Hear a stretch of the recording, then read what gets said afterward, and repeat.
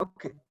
So let me just see. But you guys can see me. Yeah. Okay, I'm there. So we did the structure of the soul, and then this weekend, Krautalo talked about the structure of the soul.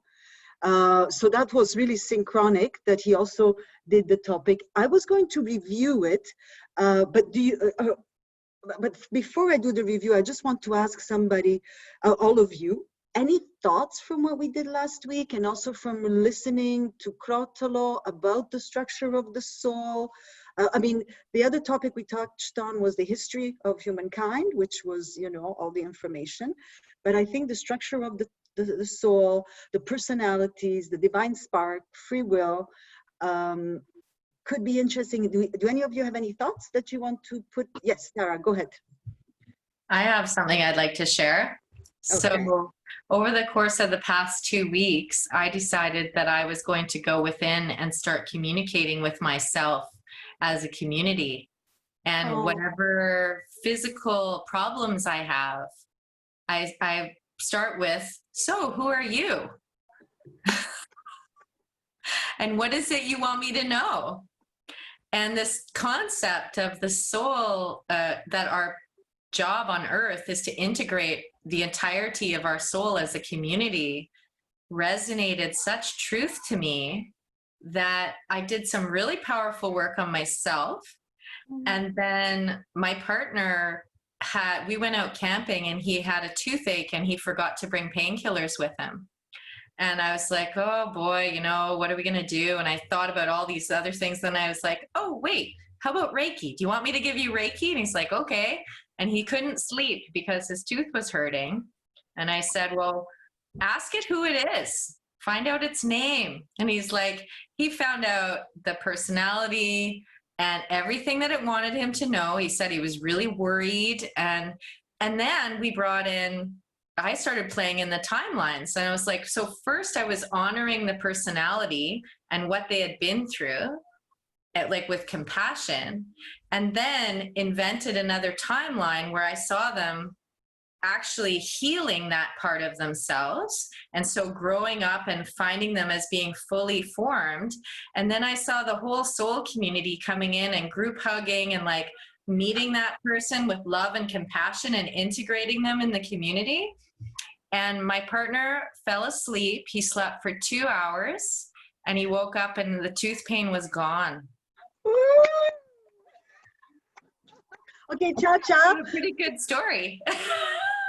Cha-Cha. So I'm playing with this as a new therapy. Yes. I'm offering it to my friends, and I did some work with one friend of mine. She's like, my friends are putting their hands up just like, yes, I want to try it. So it's like, so yeah. Cha-Cha, you wanted a tangible proof. Okay, these are all great concepts, but we're breaking ahead for what? For this.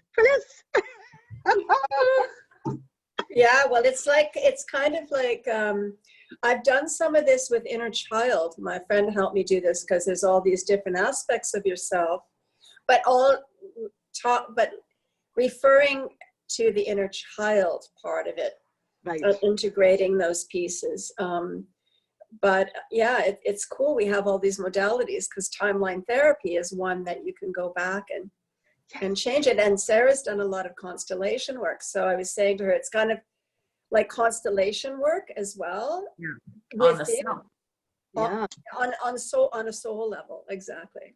Yeah. Well, now you have, now you have more substance, more meat on the bones to those concepts that you've always worked with.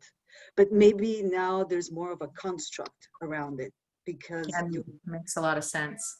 Yeah, it makes, and then you can look at what you were able to materialize. So maybe. And then the other thing that was super fun was I did some work with a friend of mine, and we did like a whole other timeline because she had a very abusive father. And so it was like, oh, well, do you want to make it so that, your parents separated? She's like, no, I want to create it that both of them were healed and healthy and had a wonderful relationship.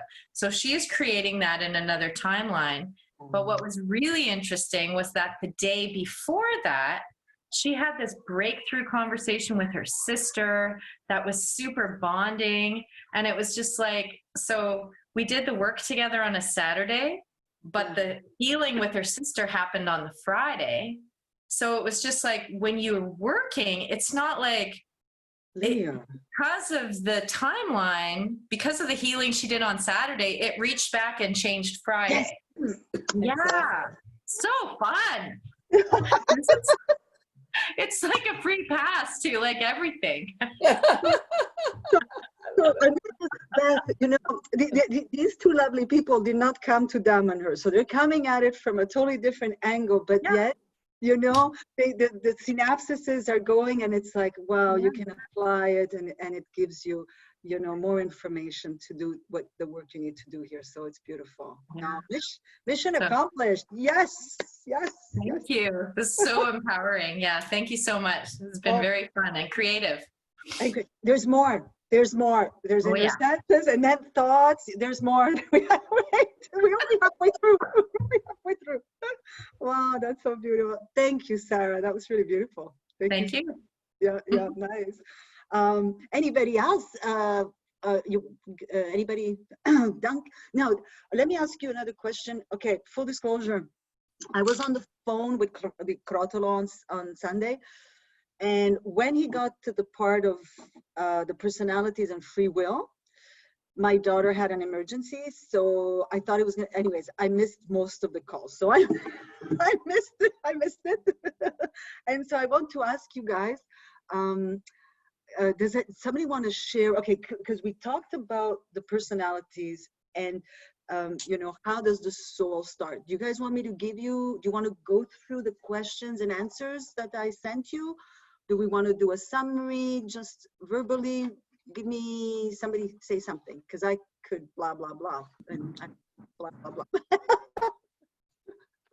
Hold on. Are you guys there? Yeah. Yeah, do your thing. Okay, do my thing, okay. So let's go to the questions and answers. We're not going to do the history of humanity, unless you guys want to have some fun with that. You want to review it?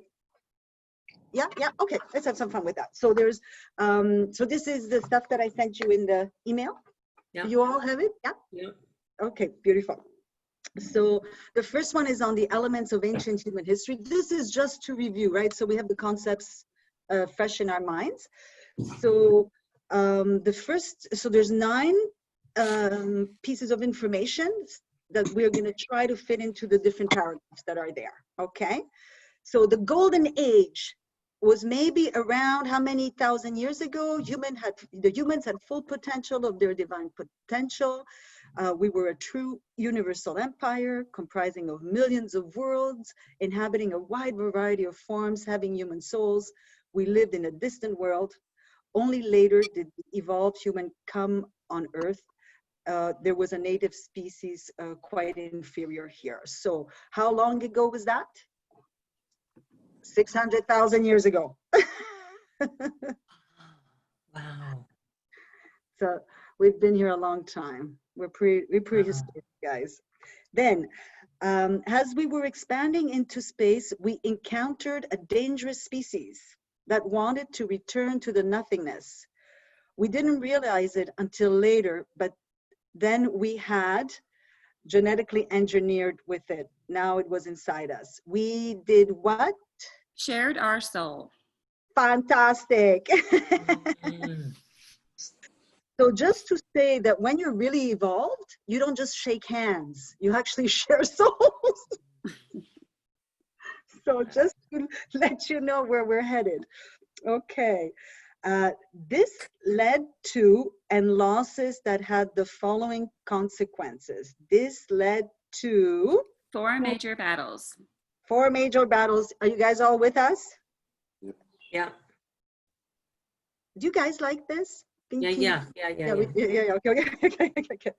Okay, this led to 4 major battles and losses that had the following consequences. We were lobotomized, deprived of our fundamental archetypes, male, female became divided, lost the ability to communicate with other species, always resulted in grand scale physical destructions of the planet. The last one was Atlantis, and it was How long 12 ago? to 15,000 years ago.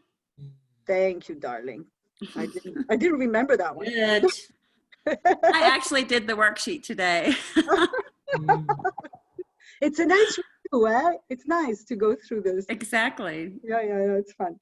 So esotericism started, this was a way to pass on knowledge. When did esoteric teaching started? Was it 75,000 or 12,000? 75.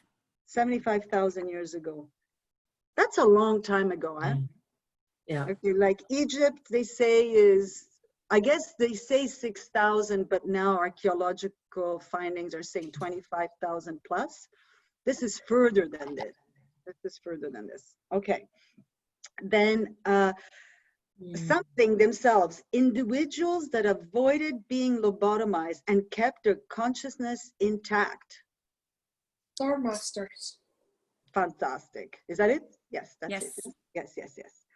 Star Masters. Okay, then lost our understanding of unity with the divinities. When did we lose the understanding of the divinities? Was it 35,000 years ago? Yes. Yeah. 35,000. Okay, good job, you guys. Time of Atlantis, when the first program to reawaken humankind was created. 22,000? 22. And knowledge to reprogram reincarnation was regained? 12,000. 12,000 years ago. Fantastic. Okay, beautiful. Now we do the review of the structure of the human soul. I'll go through it, and then please, if you guys want to add the will, the free will part from Carotolo where it's appropriate, just pipe in, okay? Sounds good? Okay, the human soul. So what I've done with the questions, I gave you a little bit of a summary, and then there's some questions, just so that we review the topic. So the human soul is composed of many parts, just like our physical body. Our soul is present in at least 4 different living forms at once. Human is the most important. Others can be animals or plants. A being that becomes conscious of the different forms that his soul inhabits is considered enlightened. I just want to put this out there before I continue. Have any of you have had feelings of being another form? Just curiosity. Just no. Okay. I just wanted to add that Crotolo said the other one was bacteria, because in the book it only says animals, plants, and humans. And on Sunday, he said that there were 4, and we were also bacteria at one point. My daughter is a geneticist, and she loves those little guys. She thinks they're the coolest things because they just keep mutating. They just mutate. And when she feels really bad when she kills them in the lab. So it's like, oh my God. Of course, those little guys, they're actually brilliant little creatures. They're very brilliant little creatures. That's her shtick. That's her shtick. Okay, how does the human soul form? The soul is the evolutionary result of the fragment of the human primordial divinity, which remains within the world of matter after the shattering of the mirror. And here we're going to put numbers 1 to 5 to these 5 statements and put them in chronological order. Okay? So I'm going to read them, and we're going to try to see which one is the first thing that happens. So with a human soul, we no longer gather memory from form. Now we gather memory from personalities. So that's not the first one. Divinity enters matter by breaking itself into tiny little pieces, the shattering of the mirror. That could be number 1. Yeah, so we can put that one as number 1. I think there might be 2 that are close. Then the next one, the piece of the mirror must undergo the same process that all of matter goes through to reach a higher level of evolution complexity as follows. So that could be number 2, guys. Hold on, let me just. No, it's the next one. That's 3. I didn't put them in order. Like we have to figure out. I'm telling you, it's 3. It's 3. It's 3. This one, the piece of the mirror must undergo the same. Okay, what's number 2? Okay, It's at the bottom. The little piece of the mirror now loses their potential because, okay, smarty pants. Okay. Good job, you guys. Good job. Okay. See, I don't write them, so I'm with you. You know, I can feel the pain. So number 3, okay, now that's number 3. So it's the piece of the mirror that must undergo the process that all of matter goes through to arrive at complexity and evolution. So the real sends the attractors into this threshold and matter, then the attractor returns back to the real, leaving its experience from matter in the threshold. So that's how we start off, right? And then the memory and the threshold are known as knots of intelligence. Okay, that was a term in the book. So all this information that the attractor leaves from its experience in the material world gets left. Then these knots of intelligence, the memories originate from the beginning of, yeah, this is important. This is really important because each of us carries this, okay? The memories originate from the beginning of time, passing from the mineral kingdom to the to living forms, from single cell organism to progressively more complex forms. So in that knot of intelligence is all that knowledge. So inside of us lives this knowledge. So nothing is wasted in this ecosystem. So that one. Is that 4? That's number, so that's number 3. No, that's number 3. You guys were right. All of that is number 3. Oh, sorry. That's all of number 3. And now the next one that is number 4 is the divine spark provides the possibility of regaining. Oh, wait, hold on, guys. So the piece of the mirror must undergo the same process to go through. Perfect. So that's number 3. Number 4, then when these knots of intelligence reach enough complexity, they ignite, awaken the divine spark. So that's number 4. And under that point, the divine spark provides the possibility of regaining the memory and consciousness. It allows an evolutionary leap forward. And these forms now become bridge forms. It's at this stage that the human soul begins. So that's number 4. So where's number 5? At the top. So with a human soul, we no longer gather memories from form. We now gather memory from personality. Okay, guys, sorry. So I made a mistake. Wait. Number 1 is the divinity. Number 2 is the little pieces. Number 3 is a piece of the mirror. Okay, no, number 4 is the human, right, okay, right. And number 5 is the first one, right? Yes. Okay, I was the only one lost. You guys were all there? Okay, so with a human soul, we no longer gather memory from form. Now we gather memory from personalities. A personality is an individual's memory linked to life lived with a divine spark. These personalities are created by the various incarnations. Number 5, do you guys want to add anything about free will? I mean, free will is definitely, but did Krautalo talk about free will? A little bit? Do you remember? We're going to touch on it. So maybe when I go a little further, is this a good review? You guys are in, it's good? Yeah. Okay, I'll keep going. And then when it comes up, you guys, maybe something will spark. So now just to summarize, so the human soul is made up of the attractors from the real, because the attractor is the one that keeps coming in, gathering, and leaves information in the threshold, and then the attractor comes in when we are able to have the human soul and gathers the personalities. So the attractors from the real, personalities gathered by the attractors that belong to other deceased individual, possibly, minimum of 7 to 8 to a maximum of 70 to 80. And this I remember Krautalo saying, so the more personalities a soul has to bring together, the more complexity, the more evolution this soul can attain, because there's more personalities to have to manage.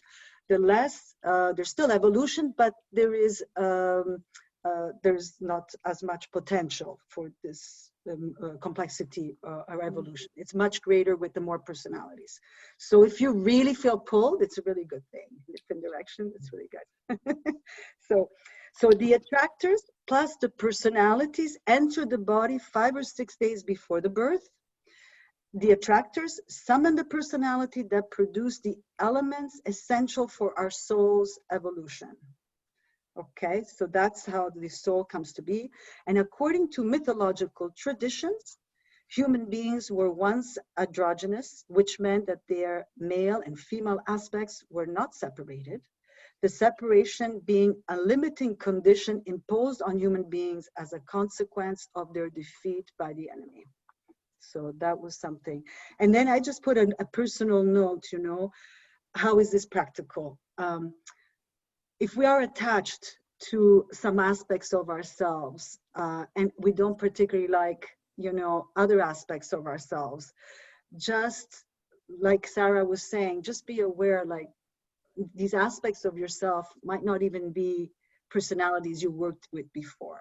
They could belong to others that you've had to integrate. So detach from really holding on to anything too much. It's not what it's about. It's really about finding harmony within so that we accept all aspects of ourselves, the ones that we don't like so much, the ones that we like. So just to know that there's a lot more at play than just, you know, accepting one aspect of ourselves. I don't know if that, but I just wanted to bring that forward. Do you guys get the sense of that? Like what Sarah was saying, and, you know, just bring all of yourselves and know that if there's aspects that you don't particularly like, it's okay. You know, just bring them along. They make up your being. And the community you need to get to know and work well together with. And integrating is the key.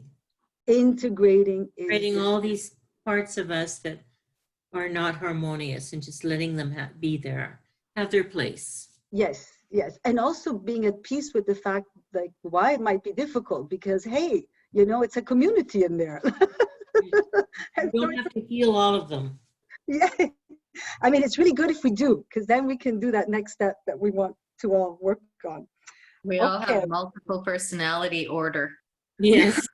It's probably important to just recognize them. Yes. It's I would acknowledged. imagine. Yeah. Because I mean- otherwise they're going to kick up a fuss, right? Yes, they will. Yes, they do. So Oh, I boy. have something to add. Yes. So one thing that Crotolo mentioned that I had forgotten, I had the personalities reading with Marina Yes, like yes. 2 weeks ago, Okay. and she reads 12 of your personalities, like through this lifetime Okay. that you picked up with the attractors, and they are attached to your organs. Yes, yeah. So 12 organs, and then the dominant personality is your brain.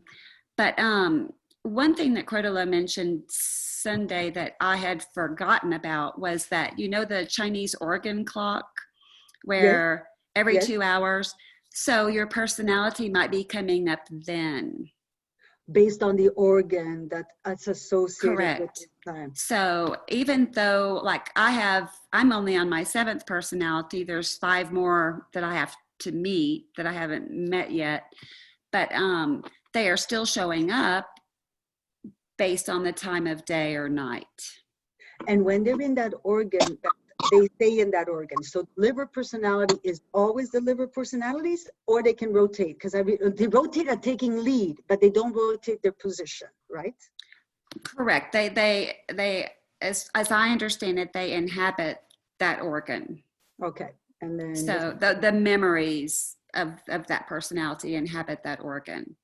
And so they only read 12 personalities, but like I could have 60 personalities yeah. that I picked up. You know what I mean? So that means there might be 5, there might be 5 in that organ at any time, but who knows? Oh, they all, okay. So are you saying that there are only 12 organs that they can be in? Well, What I don't know. Okay. Because like thyroid wasn't one of them. I would have thought that would have been one. But anyway, the 12 that she read were in 12 organs. Okay. Okay. And then, the organ clock, blah, blah, blah. But Okay. anyway, it's just very interesting. And what Morena also did was give me my group of what element I was. Okay. Whether you're a column or a chalice or whatever. Okay. And so that's what this is all about, right? Is getting to what your element, which is your base primeval element. Yeah, we're going to talk about that. That's why we're going to try to do this course with Coyote. Yes. Yeah, we're going to try to see. And I bet during that course, he'll want you to do a reading with Morena. That's part of it. Yeah, that's going to be part. Because she is awesome. I mean, it was 80 euros, which is nothing compared to like the best reading you would ever have in your life. So it's like, I could not believe it. Oh, that's amazing. So, wow. but Okay. I can't wait for Coyote's course. So anyway, I wanted to throw that in about the organ clock and what shows up. Okay, beautiful. So that was fun. Thank you, Beth. Guys, okay, let's continue on because I think we're going to touch on the free will. We're going to touch it, and then maybe that will spark something in all of you about Krootalo. So now we have another little exercise.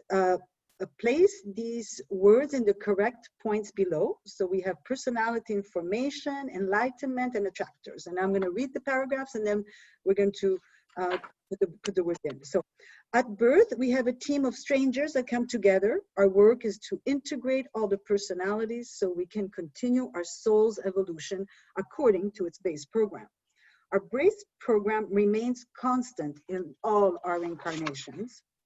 If we reach this integration of the personalities, we reach enlightenment. Very nice. Metamorphosis. Bella, Lina, you're ahead of us. Wait. No, that's the first stage. That's the first stage.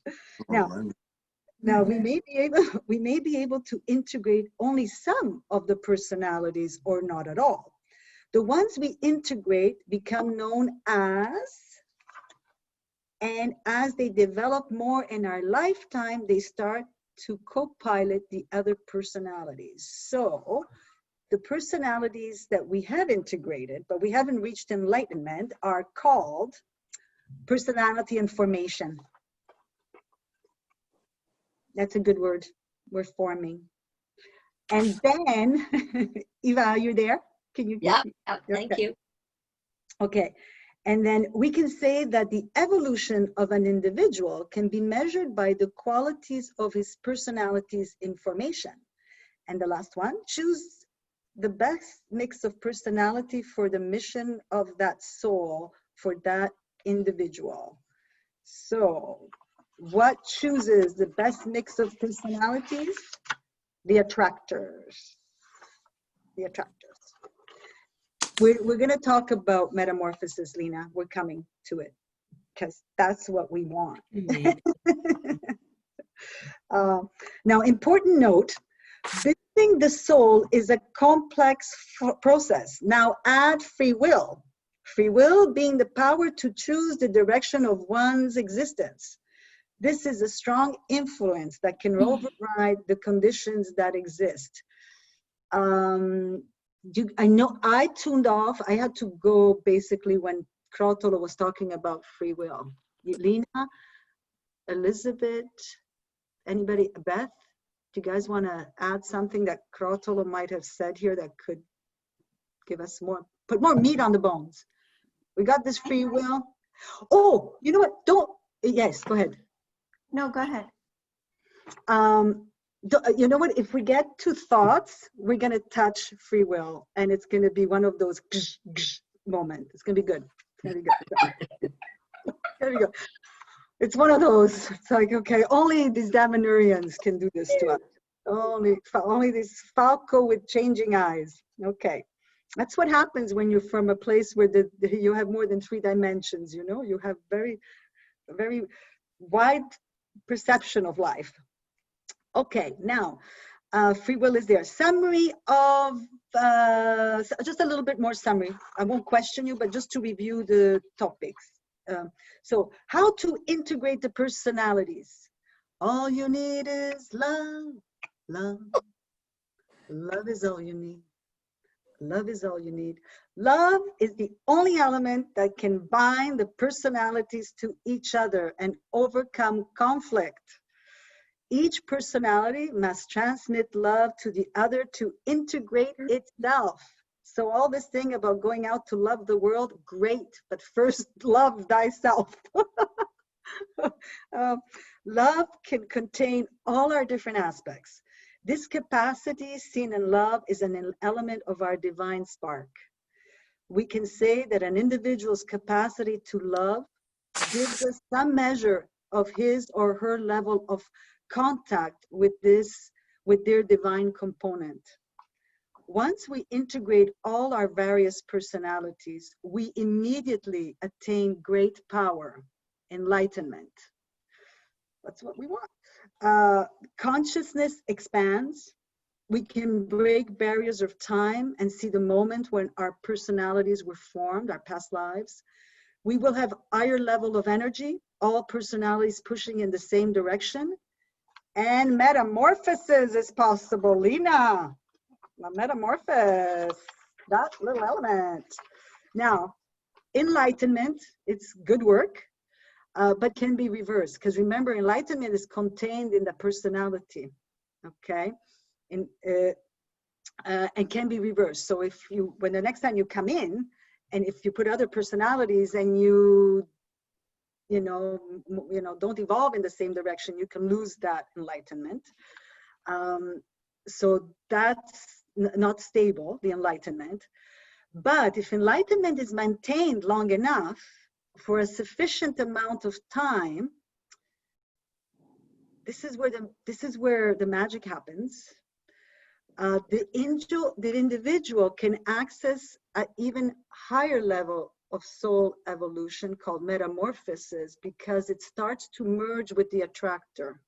So there's no more distinction now between that attractor that's carrying it and the soul. They are becoming one. So those personalities are now becoming more and more fine and are becoming like that spark, that attractor that's from the real.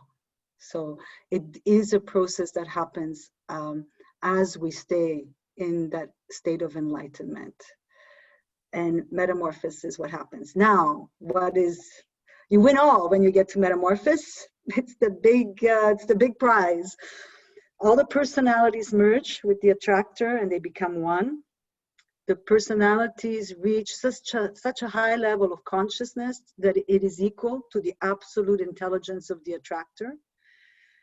A soul that reaches this is no longer bound by form. It can determine its own incarnation. Mm-hmm. It can exit without the body. It gains immortality, and it no longer needs a body. If it decides to have a body, it can be in multiple ones without births and deaths.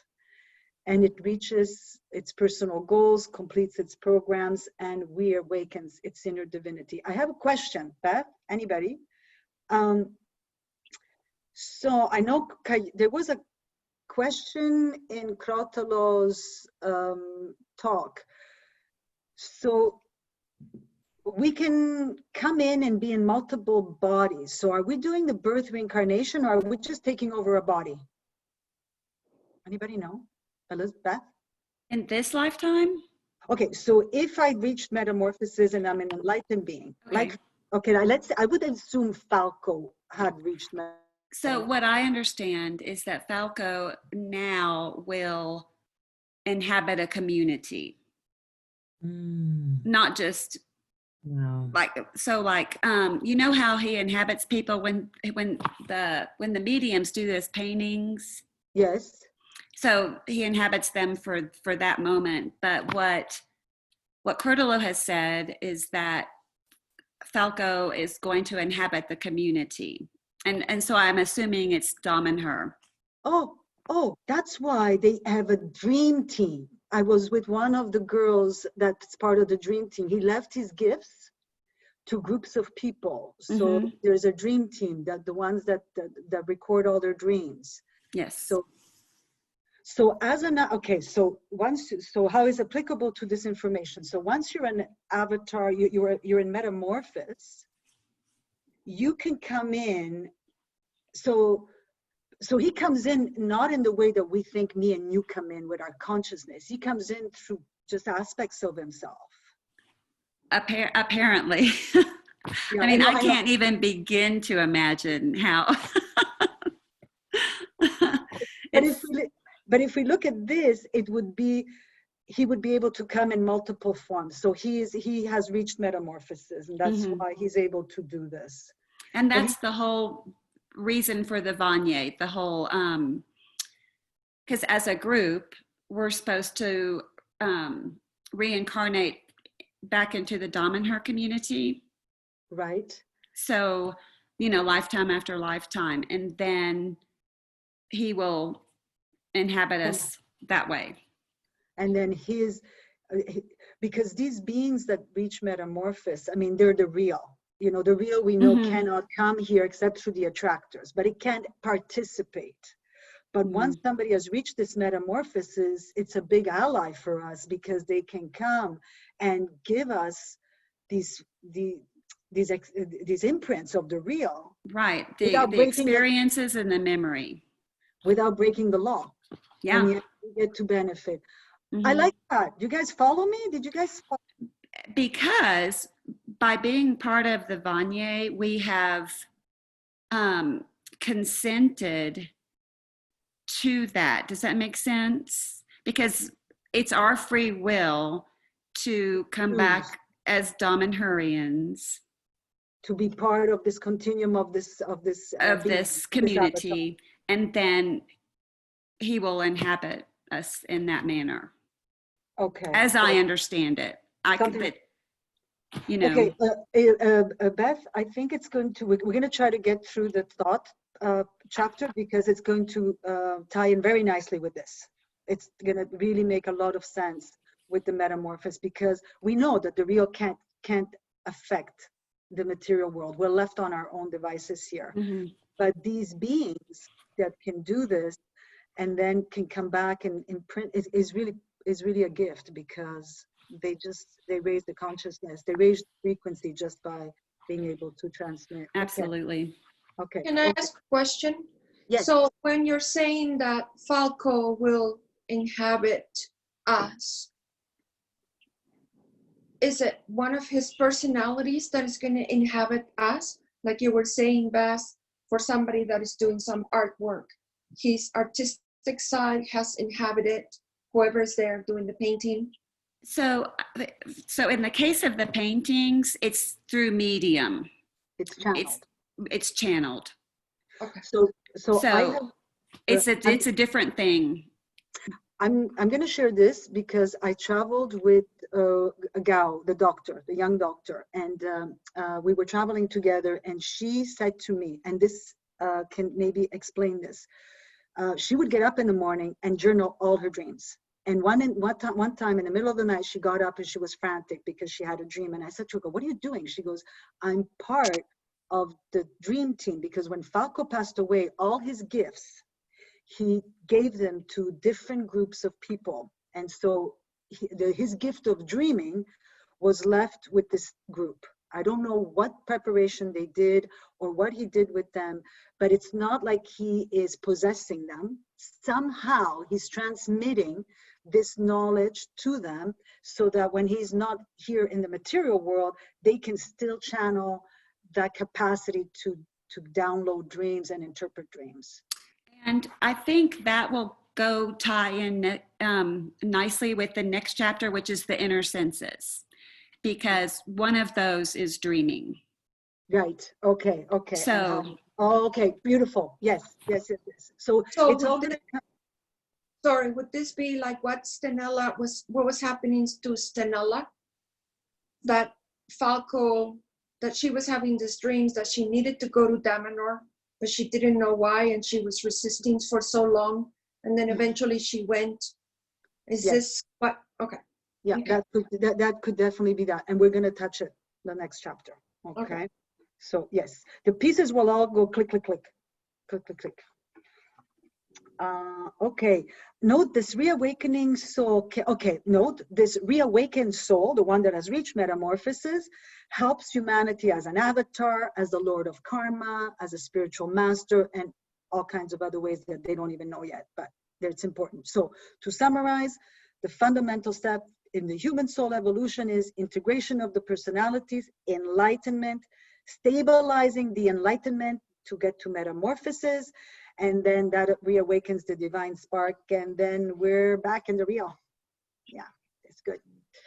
Okay, since it's unlikely we will achieve this in our lifetime, I want to say that we can, but just, you know, to be in line with the book, we need to discuss what happens at death and reincarnation. Okay, so at death, the part that we're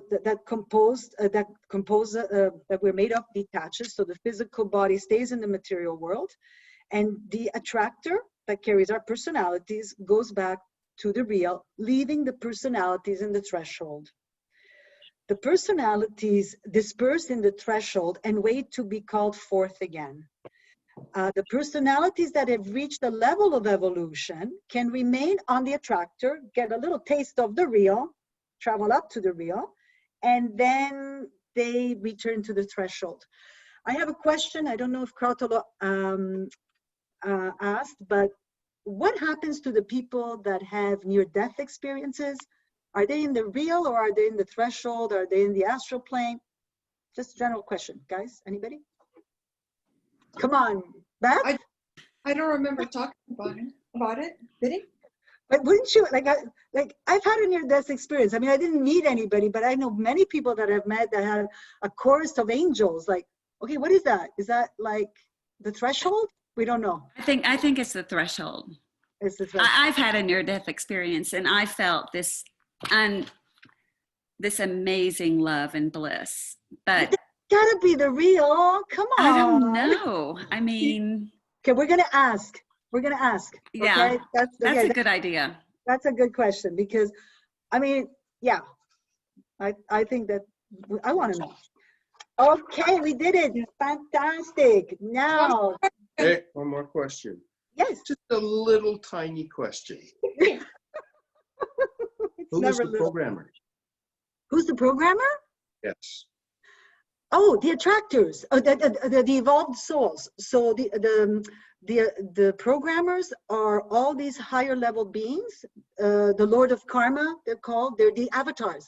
They're the higher, more evolved beings, because think of it, they can see a much bigger perspective. They have a bird's eye view of what is possible, right?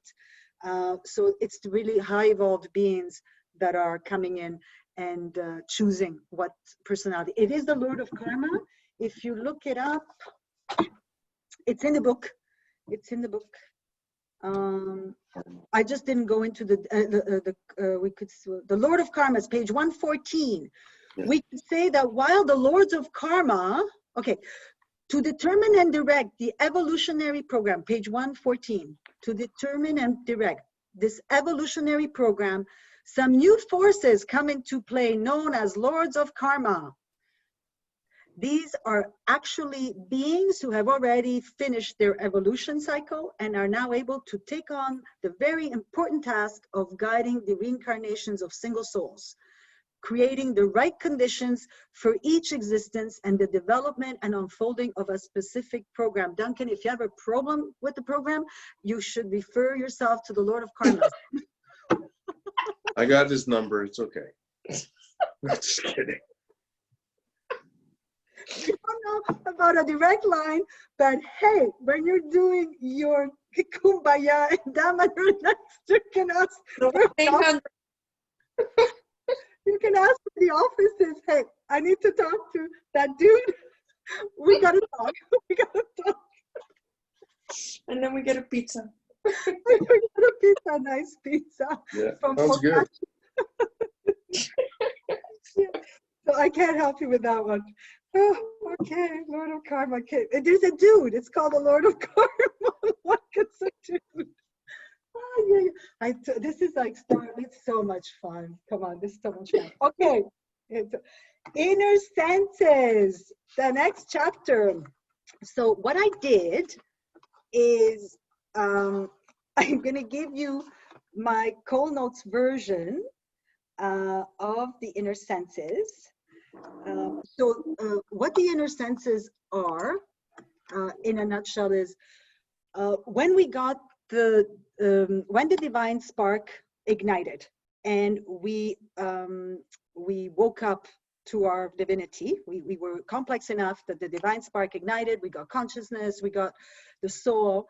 One of the things we also received were a whole bunch of other senses outside the external ones we use, sight, hear, you know, taste and all of that.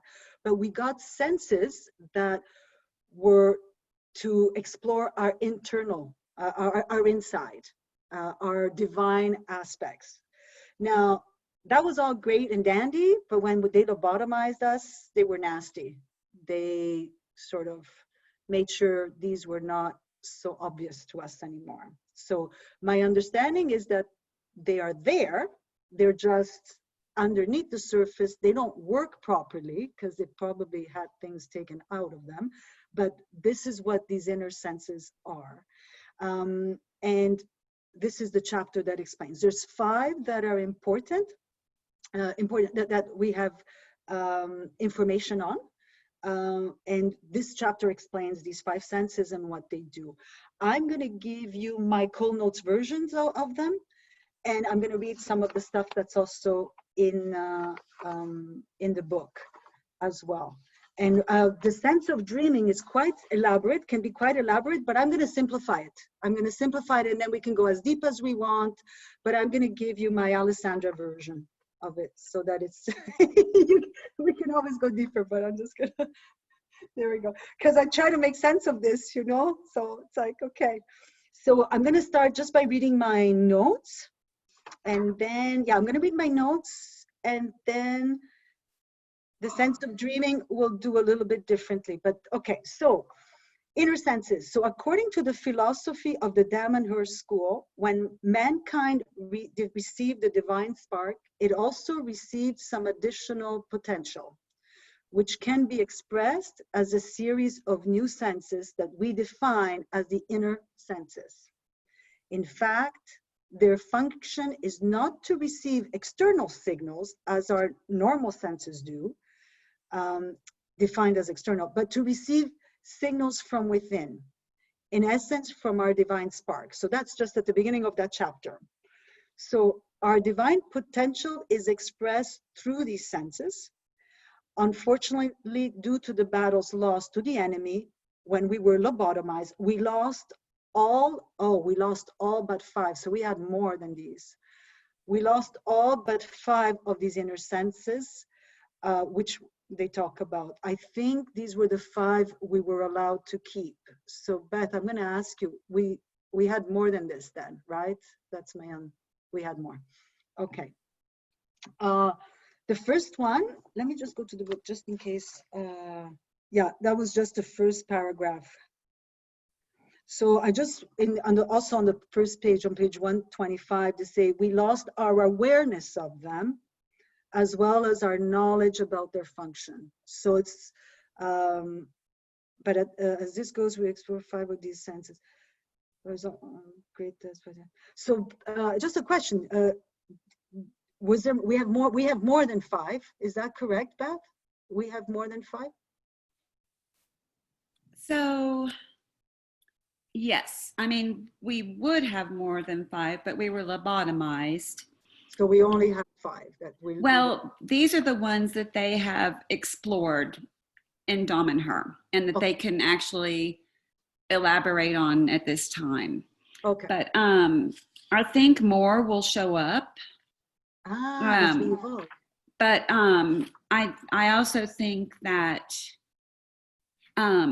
some were just, you know, eliminated from us at this time. So as we become more enlightened and blah, blah, blah, maybe they'll come back. Okay, we start growing different different parts of ourselves. That would be great. Okay, fantastic. Okay, the sense of the divine is the first one. And I'm just going to read my notes on this one too. Okay, so the sense of the divine. So first, is everybody okay? Just give me a thumbs up. Everybody's good? You're okay? Yeah? Yeah. Okay. Sarah, okay. Sarah, Eva, you're good? Yeah. Okay.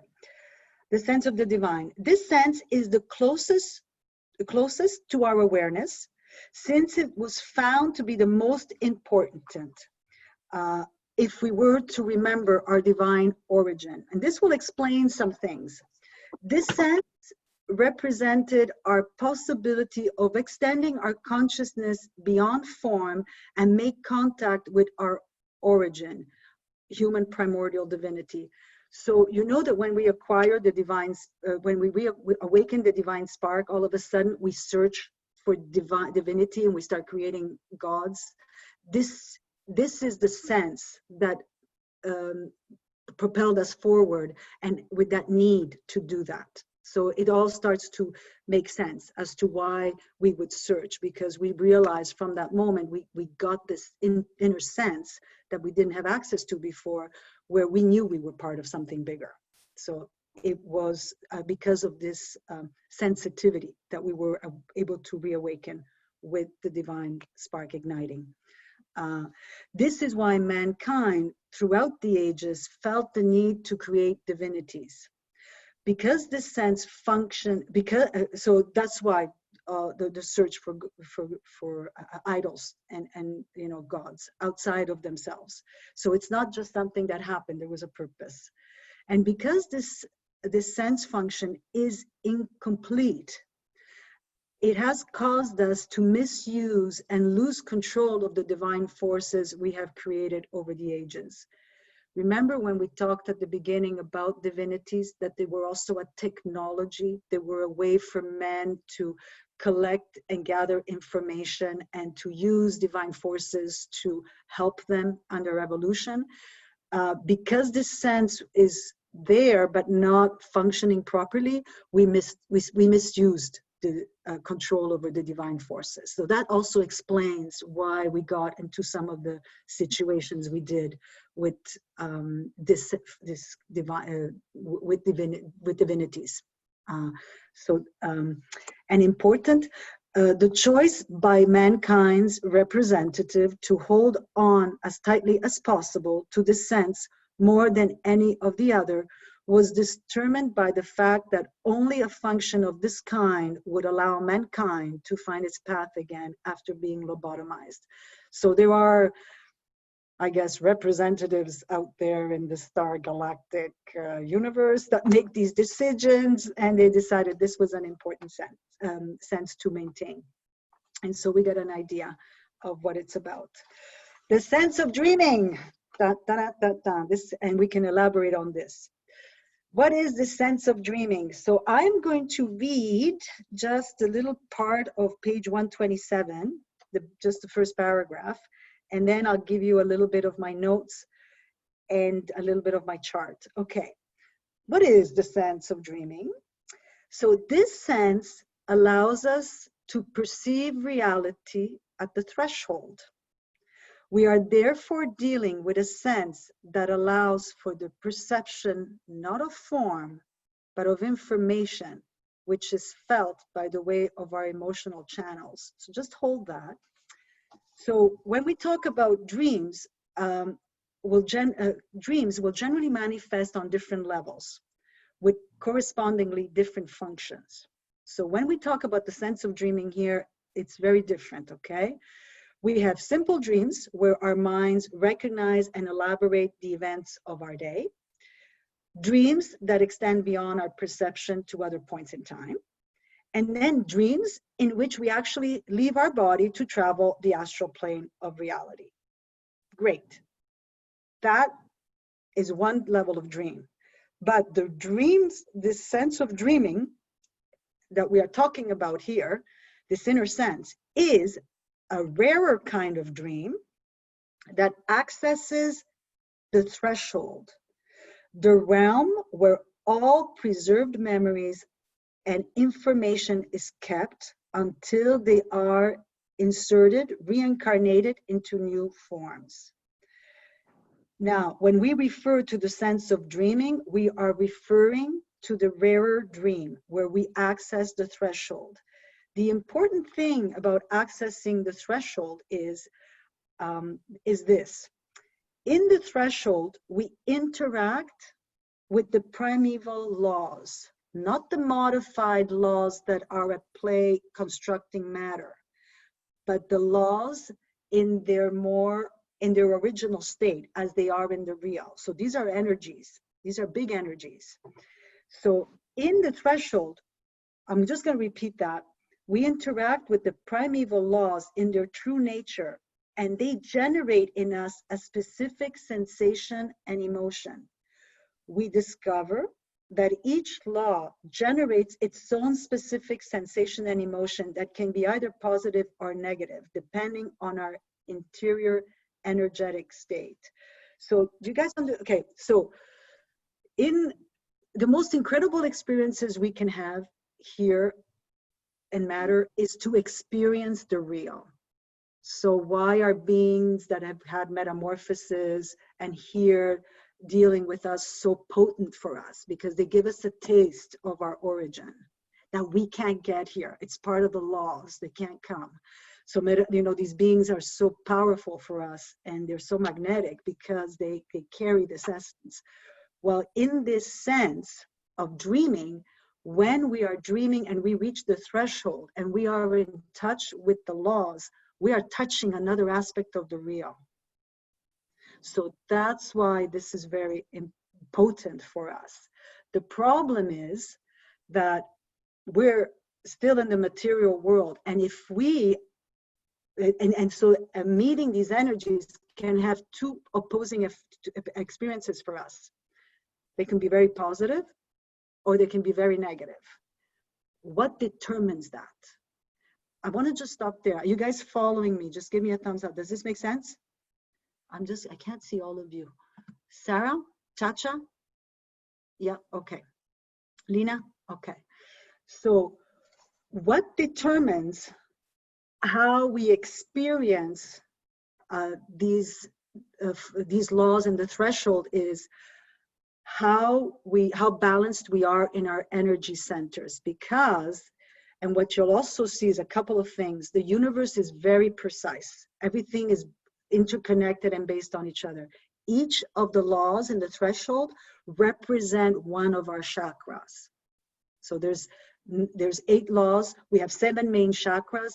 One, the law of the time matrix, moves around between the other 7. So each chakra has a corresponding law that it represents. So everything fits in, like it's a precise ecosystem of all the pieces coming together. So when we go to the threshold in the sense of dreaming, but when we use this sense, and we are balanced in our chakras, we're going to feel these energies and it's going to elicit all the most positive things, all the positive things that each of these chakras represent. Love, you know, community, and there's a chart on what each of these chakras represent, and the law. If we are in this dream state and we are depleted, guess what? We're not going to experience the positive side of that law. We're going to experience the opposite. So it's really, really important. So if you go to page 1, so this is an important sense, and we'll also understand why it's important to work on ourselves and continuously try to, you know, to understand ourselves better and balance ourselves. Because if we end up in the threshold, even when we die and we're not balanced, we're not going to have a good time. And I'm going to read something in the, no, I'm serious. Okay, so let me read this to you so that you see what I mean.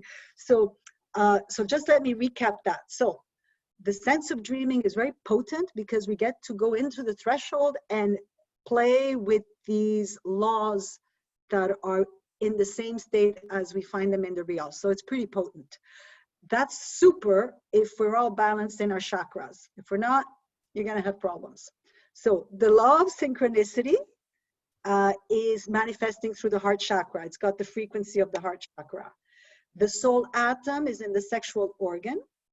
Divinity is in the head. Geometric essence is in the sacrum. The time matrix can move in all of them. The fall of neutral events is in the third eye. Chaos is in the solar plexus. Complexity is in the throat. That's on page 133. But don't worry too much about that. I want to read you something to understand what happens when they're not balanced. What experience do we have in the threshold? Now, the example they give is somebody who passes away and might be depleted in their chakras when they reach the threshold. So if we analyze the subjects first, so this is the last chapter on page 130. So if we analyze this subject further, we can say that these trips to the threshold by means of our sense of dreaming gives us an initial understanding of what a deceased, somebody who passed away, individual might feel like, since they also find themselves at the threshold with the same conditions of emotional response, depending on the amount of energy found in their reservoirs, chakras, as described above. With this substantial difference that the deceased individual no longer has the possibility of returning to matter to replenish his or her energy reserves in the area they are discovered to be deficient. So we can then understand that if a deceased individual finds themselves at the threshold with all their reservoirs low in energy, they will find themselves in a virtual hell, because whatever they come into contact with will provoke negative feelings and suffering.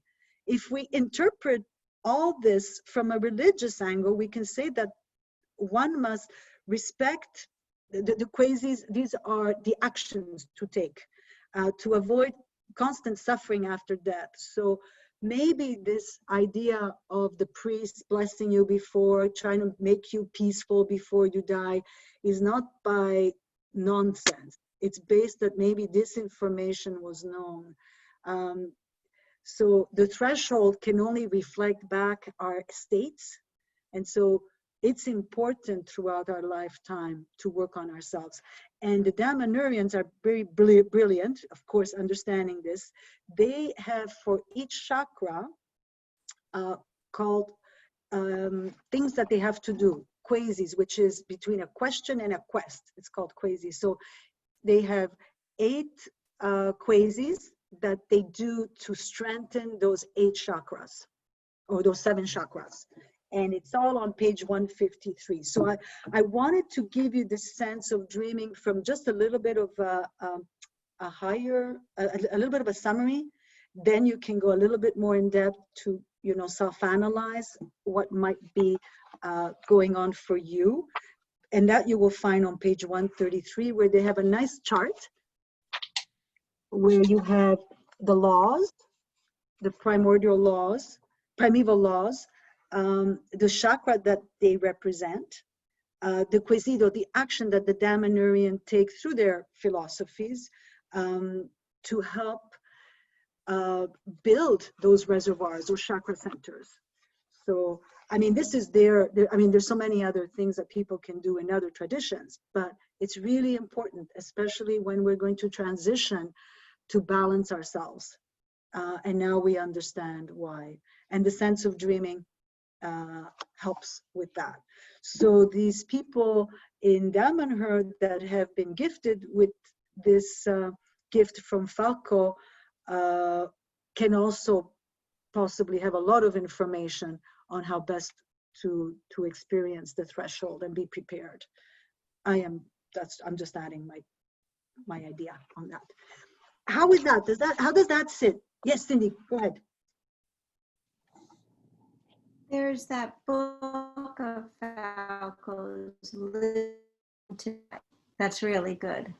Which it's one? About how you live your life, is Living to Die. Yes. I think that's what it's called, Living to Die. I read it a while ago, but that's really helpful. Yeah. Yeah, it talks about this, and we see, you know, this book is really helpful because it makes very practical why we are doing and we want to do these things.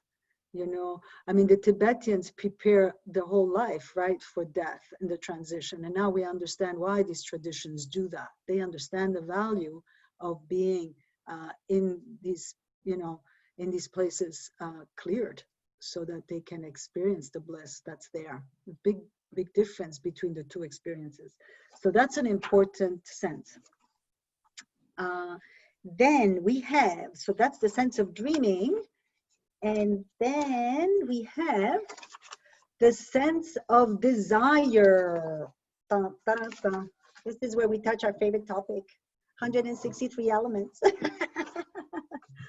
Okay, I'll now read just my notes. Is it hard for you guys when I read my notes?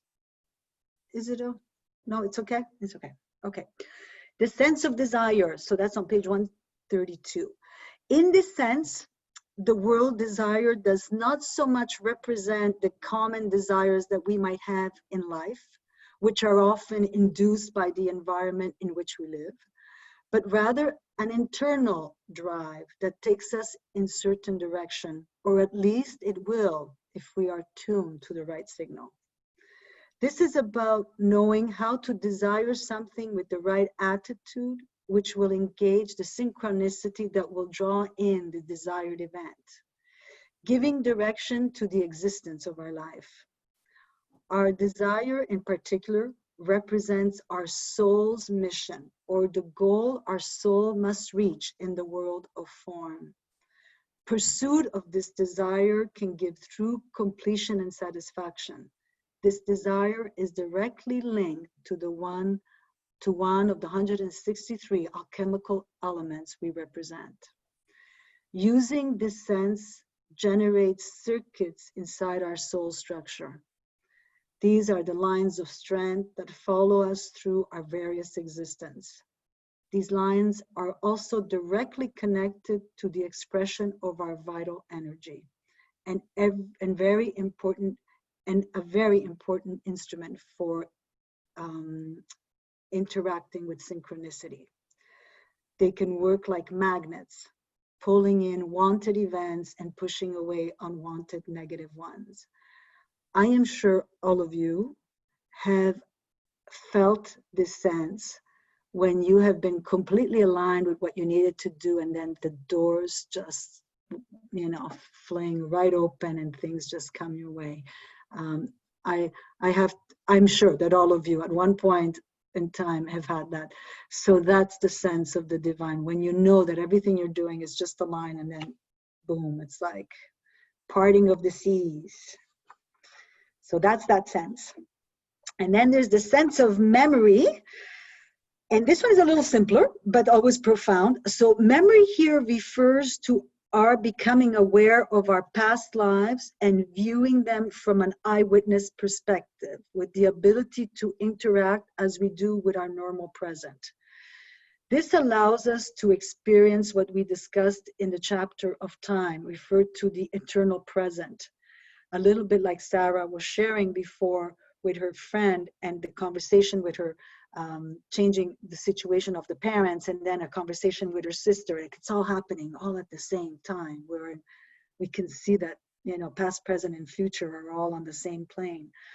This sense is only available to souls that have reached a certain level of evolution, what we refer to as enlightenment. Okay, Sarah, so maybe you guys are enlightened, or maybe you got a taste. So this can happen. I think we can always get glimpses of these things in life, where we feel, we go to a place and we're like, we know we've been there, or we, you know, we have an experience and we meet somebody and we know we've been with them before. So we might not be, you know, told fully enlightened, but I think we get a sense, we get a taste sometimes of what this is. And then the sense of exchange. This is fun. This is fun because with a friend of mine, we often use with each other. We are very different, and we love each other, but we're very different. And so sometimes she will say to me, I'm going to channel, for this situation, I'm going to channel my inner Alessandra.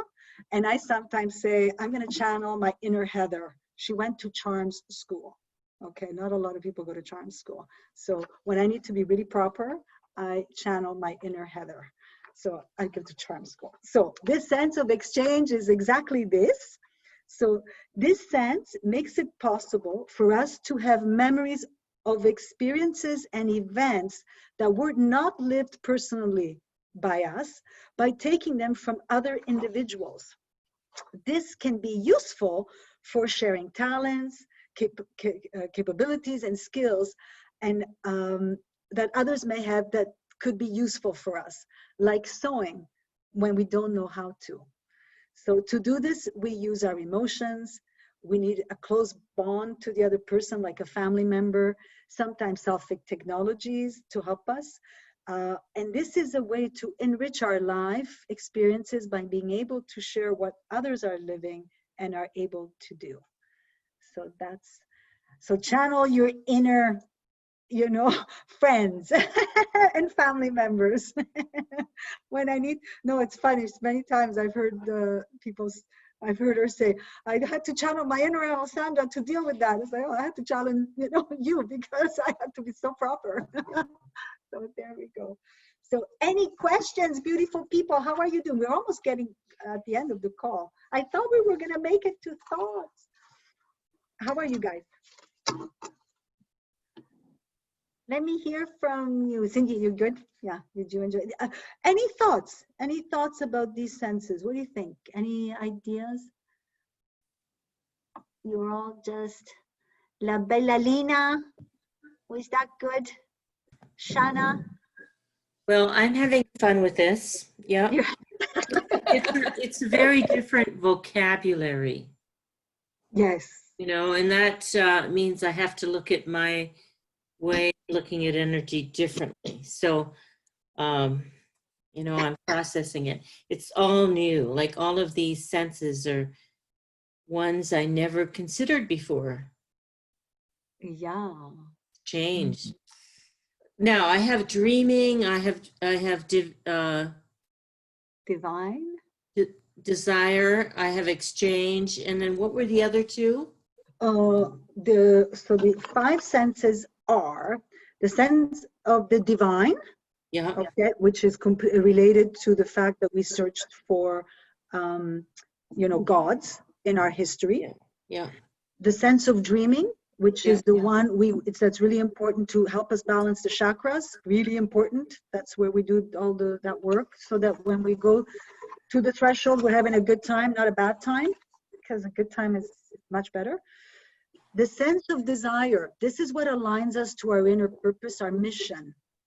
Okay, and we know it. We know it when we're doing the right thing, and we're following that. That's important. Free will might come into play here too. I think, of course, when we make choices, and we make choice. Yeah. Okay. No, it's just a sense of desire. Then the sense of memory, remembering our past, our history. Going to, for some of us, it can be going to some historical sites around the planet. And then you start to get a sense, oh my gosh, I've been here before. And the sense of exchange. The sense of exchange is channeling your other close friends or family member who might have talents you might need sometime. So the opportunity to say, hey, I can bring in those skills for myself. They might not be mine, but I can bring them in. Mm. There you go. When I want to finesse my space, I channel my inner cha-cha. I'm gonna have to start channeling cha-cha.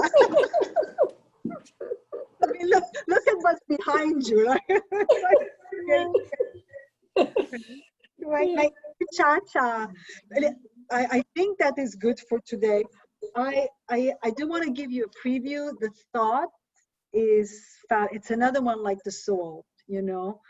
For me, it brought me, you know, all these ideas that sort of bring me to my knees at understanding who I am.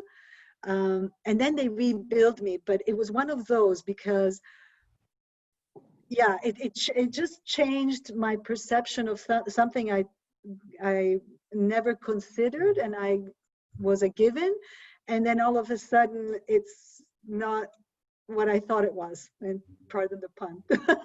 But it's really, I don't think it's fair to start now because it needs time, but we can definitely tackle that next time. It's fun. It's fun. It will, for those of you that work with Damanhur and know Damanhur, explains so well why they live in community, why that's really important for them, beyond the personality aspect. You know, the more people you are living with, the more opportunity you have to be accepting of others, and then possibly merging those personalities within you. But this has another idea. Very important for us to connect with groups like this, where we're having high-level discussions and thought that we're putting in the field. It does raise the temperature of thoughts in the collective. So that's also something that is touched on. And also why it's great to think and philosophize for all of you that have projects, but the real juice, because we're going to understand what thoughts really are, it's going to hurt. It's going to hurt. Action is how we materialize here. Thoughts are great, but if we don't act, we don't have impact on the material form and in matter, and it doesn't help us here.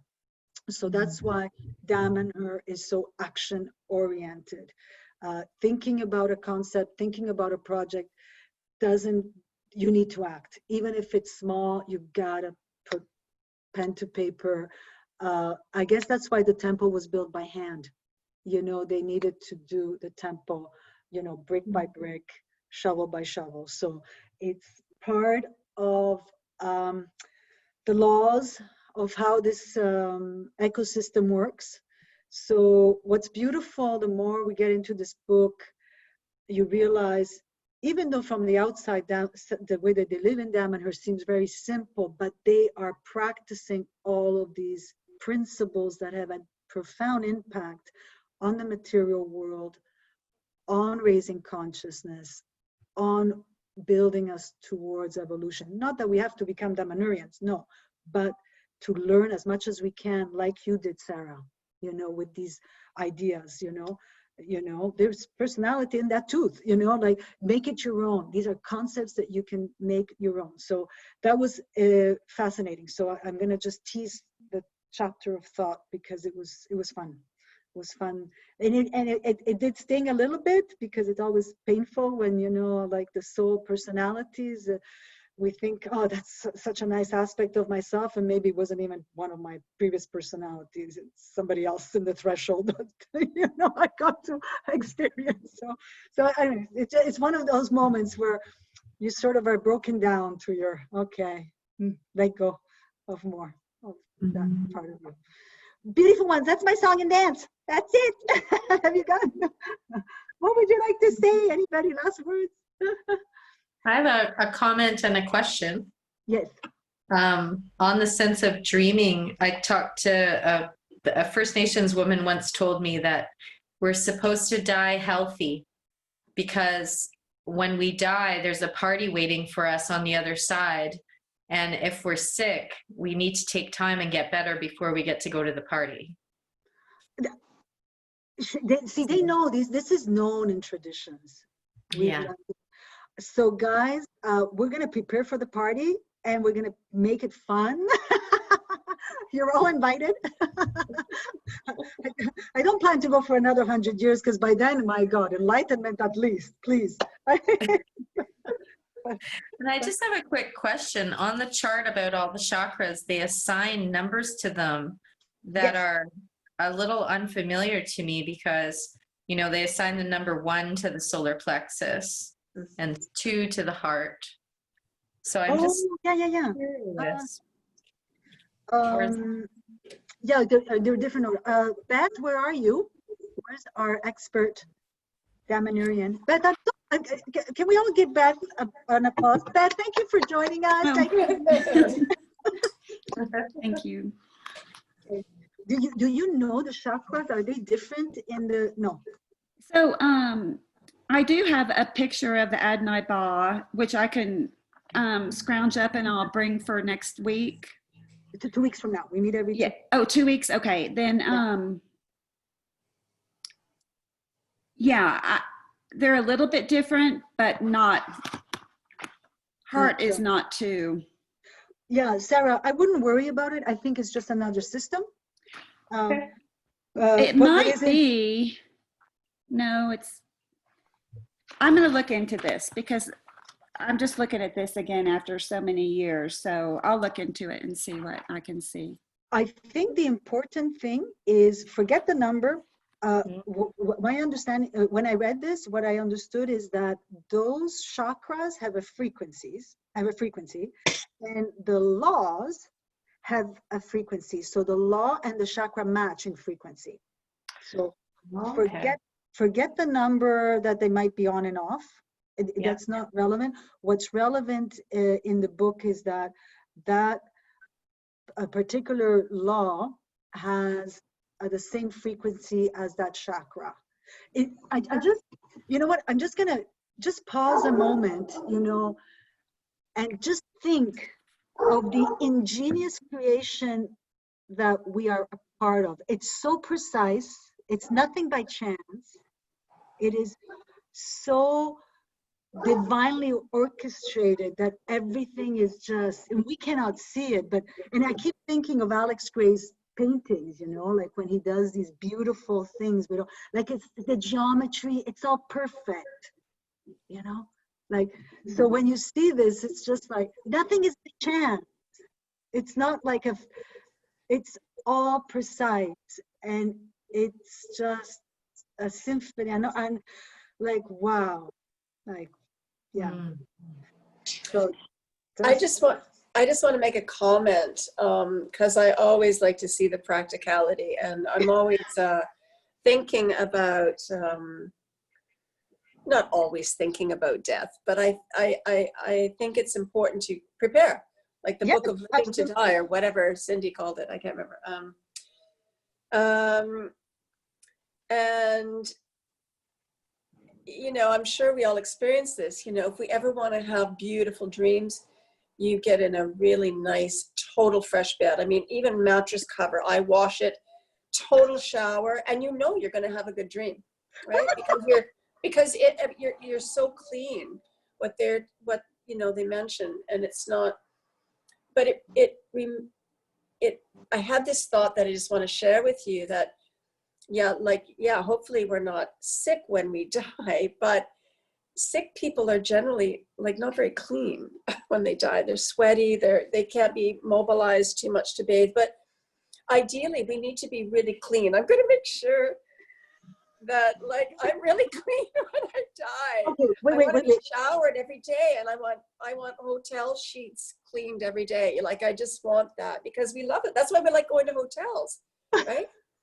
One of the reasons, because we're getting into clean energy. It's just clean. I mean, I know I don't change my bedding every day. You know, no. I'm gonna start again.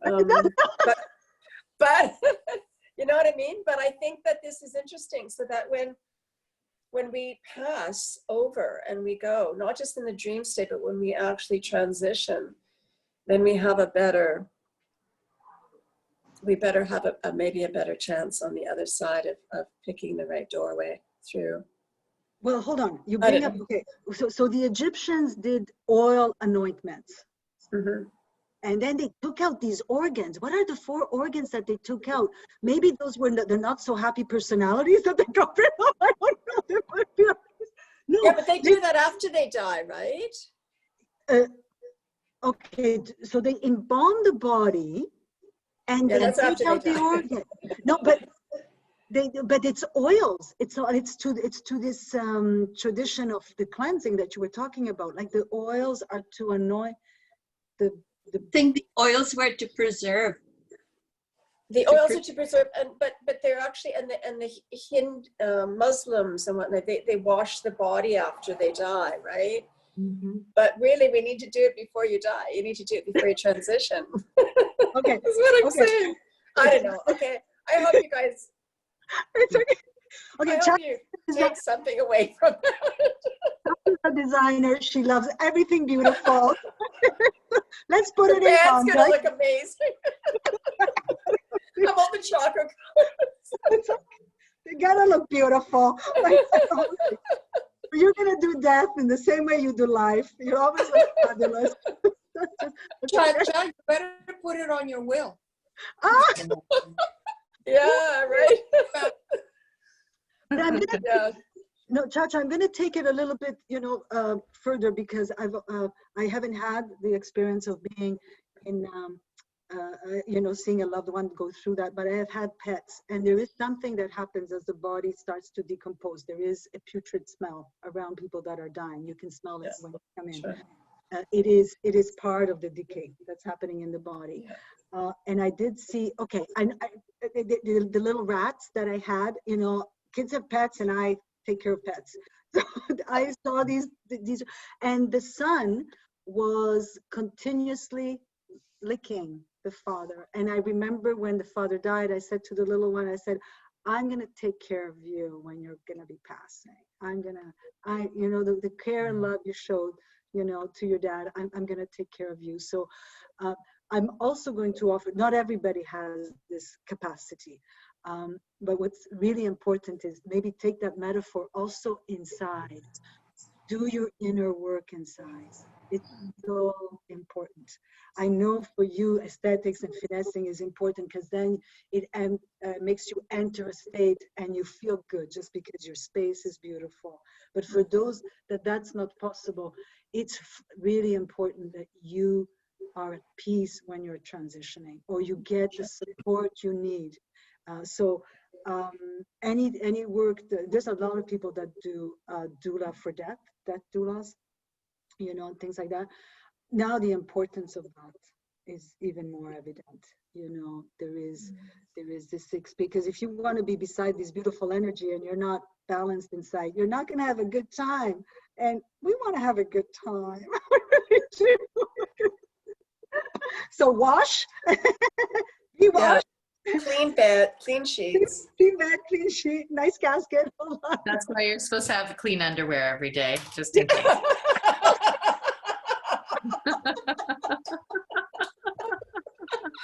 Right? Just like your mother always told you. You guys are too fun. You guys are too fun. Okay, guys, 2 weeks from now, let's put it in the book. That was so fun. Oh my goodness, oh my goodness. So in 2 weeks from today, we are the 30th, the end of June. It's the end of June. Okay, spiritual physics. Everybody is okay with that? Yep. Yep. Beautiful. And out of the people here, who wants to do the 163 elements? Oh. You guys are in. Sarah, you're going to do it too, eh? Yeah. Lena, you're going to let me know. Yes. Beth, are you in? Hold on. Alessandra, is this the coyote class that you're referring to? Yes, the coyote. Do you want to do that one with us, Shana? I'm not sure. I need to read through it again and just think about it. Yeah. I'm gonna send it to all you guys already. Again, just come to the intro. Come to the intro, you'll get a taste. Okay, because the introduction is on the 5th, and then if it resonates with you, then you decide. So that one is free. Yeah, that one's free. You don't have to. That'd be great. You don't have to do. And I think Lena, you weren't. Yes. Yeah, just come listen to that and see if you want to do it. And Chacha, you let me know. But you're going to be busy building something out in BC. Sarah, she's coming to join you. I know. So we're looking forward to seeing her. Yeah, it's going to be beautiful. So beautiful souls. This is it. We're done. Any questions? Does anybody want to say any final thoughts before we go? Nope, was good. That was awesome. Did you guys like it? That was fun. Yeah, that was great fun. That was fun. And Sarah, thank you for sharing that beautiful story with us. Oh, thank you very much. Yeah. Okay, beautiful ones. convoy. Bye bye. Have fun, and we'll see you in 2 weeks. I'll Bye. send you the information out. Ciao. Ciao. Bye. Bye. Bye.